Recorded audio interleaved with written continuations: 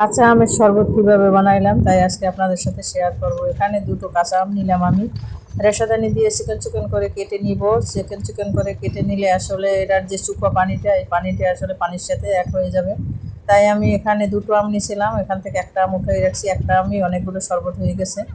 আর এখানে আমি একে একে যা যা কিছু মিশিয়ে নিব তা আপনাদের সাথে শেয়ার করব, দেখতে পারেন। আর এরকম একটা শরবত আসলে ইফতারির টাইমে থাকলে অনেক ভালো লাগে। এখানে কিছু বিট লবণ দিলাম আমি, বিট লবণ দিয়ে আর কিছু বরফের পানি দিলাম। আর এখানে একটু ধনেপাতা দিয়ে দিলাম। আর একটা কাঁচামরিচ দিব আমি, লাল দেখে একটা কাঁচামরিচ দিব।